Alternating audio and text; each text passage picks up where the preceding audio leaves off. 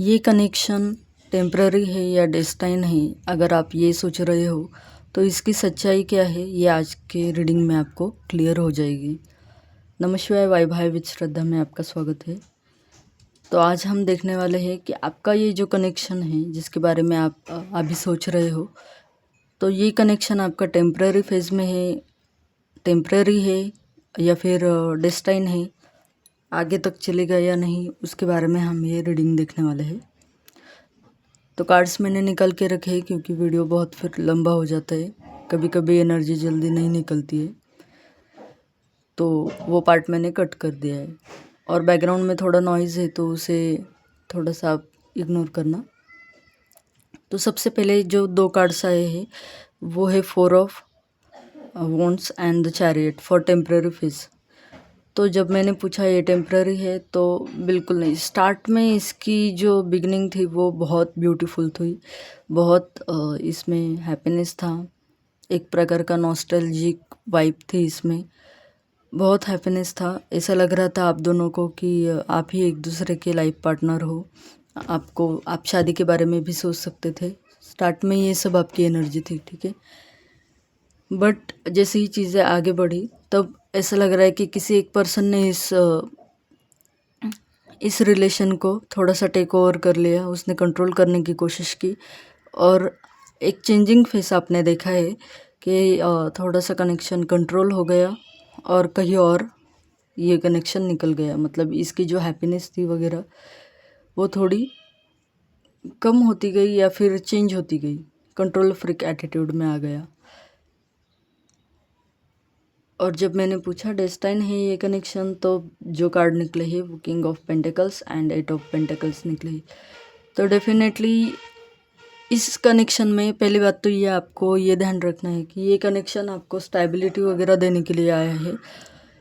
तो बहुत ये अपने आप पर काम करने के लिए आपको इस कनेक्शन में एक दूसरे को बिल्ड करना है, ना कि यूनिवर्स आपको चाहते कि वो आपको पनिश करे। ऐसा कुछ नहीं है यहाँ पे।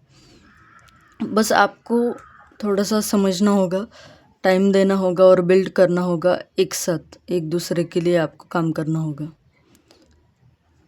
उसके बाद में अगर हम करंट सिचुएशन को देखते हैं अभी, तो ऐसा लग रहा है कि आपकी लाइफ में अभी फ़िलहाल इस रिश्ते में कोई प्रॉब्लम चल रही है जिसका रीज़न कोई पास्ट पर्सन हो सकता है या फिर कोई किसी के लिए कोई एक्स हो सकता है और किसी के लिए एक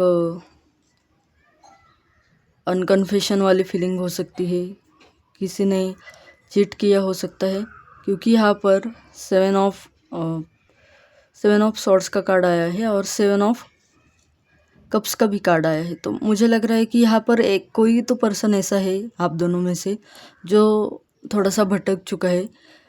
हो सकता है इस पर्सन ने अपने ऑप्शंस ओपन रखे थे पास्ट में या अभी ओपन रखे हैं, या फिर आपसे कुछ चीज़ें क्लियरली कही नहीं है। कुछ लोगों के लिए यहाँ पर डेफिनेटली थर्ड पार्टी हो सकती है, या फिर बहुत हद तक ये आपके या उनके एक्स का पुनः आपके लाइफ में आना या आपके पर्सन के लाइफ में आना, ऐसा कुछ हो सकता है।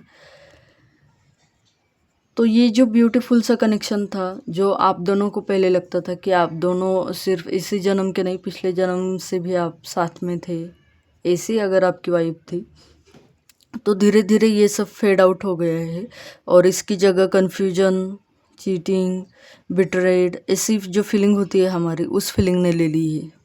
मुझे लग रहा है कि आप दोनों में से कोई किसी एक का बहुत कंट्रोलिंग एटीट्यूड है, इगोइस्टिक एटीट्यूड है और आप दोनों बैठकर बात नहीं कर रहे हो। ये जो रिलेशन है ना, इसमें सबसे बड़ी दिक्कत ये है कि कम्युनिकेशन की कमी है। अगर आप दोनों साथ बैठकर बातचीत करोगे, प्रॉब्लम को सॉर्ट आउट करोगे, तो ये कनेक्शन आगे बढ़ सकता है। तो मैंने आने वाले टाइम के लिए देखा है कि कैसा रहेगा। क्लैरिटी के लिए मैंने और 2 कार्ड्स निकले थे। तो 7 ऑफ कप्स को क्लैरिफाई किया है किंग ऑफ कप्स ने और 7 ऑफ सॉर्ड्स को क्लैरिफाई किया है किंग ऑफ सॉर्ड्स ने। तो यूनिवर्स कहना चाहते हैं अभी जो भी, अगर आपको लग रहा है कि कोई चीटिंग हुई है या कुछ इस पर्सन ने आपसे छुपाया है, कोई गेम्स खेले हैं, तो वो सब आपको क्लियर हो जाएंगे यूनिवर्स की तरफ से। क्योंकि बॉटम ऑफ द डेक की जो एनर्जी है ना वो जजमेंट का कार्ड आया है। Look at this, so beautiful. S of swords का भी कार्ड आया है उसके पीछे ही। सो एक डेफिनेटली एक न्यू बिगनिंग होने वाली है, क्योंकि यूनिवर्स आप दोनों को किंग ऑफ स्वॉर्ड्स का जो कार्ड है उसके हिसाब से यूनिवर्स अब आपके लाइफ में एक क्लैरिटी लेकर आएंगे।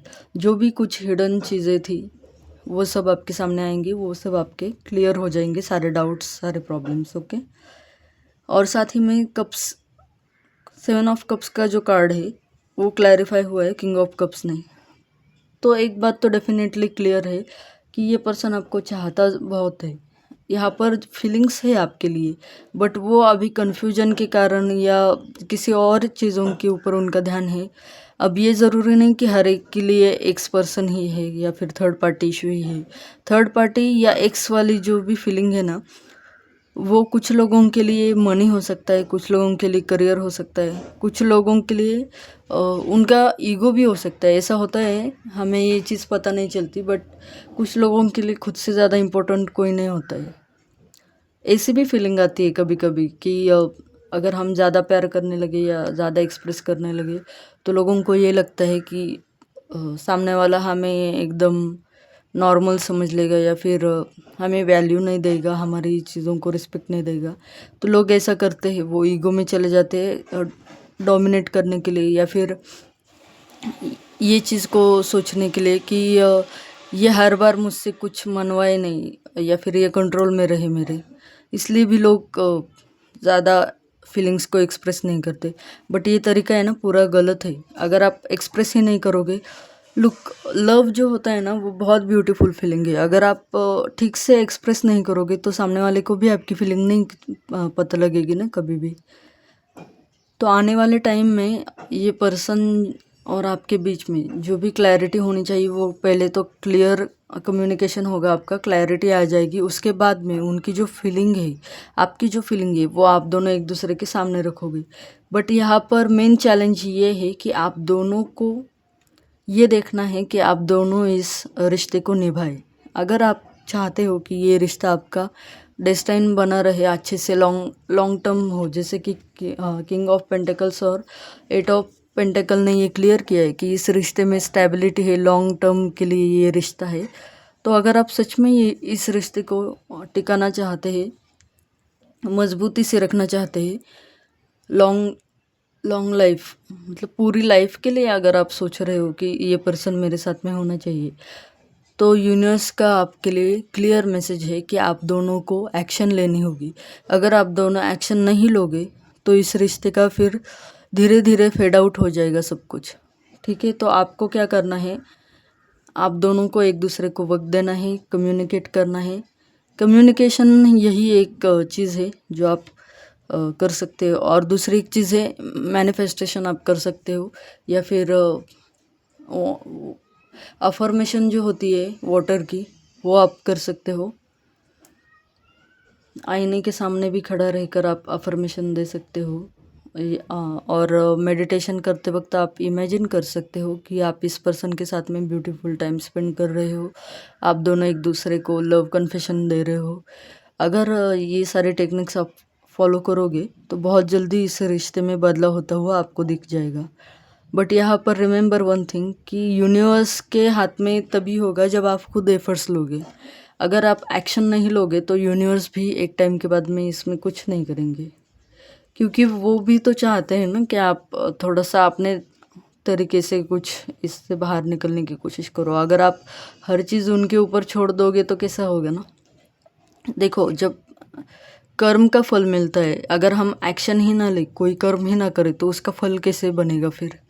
तो इसलिए आप दोनों को ये जानने की ज़रूरत है कि आप दोनों को एक्शन लेने की ज़रूरत है। ओके, सो रीडिंग पसंद आई हो, रेजोनेट की हो आपसे, तो कमेंट में थैंक्स टू यूनिवर्स ज़रूर कहना, यूनिवर्स को ग्रैटिट्यूड शो करना। And thank you so much for watching. Bless you. नमः शिवाय।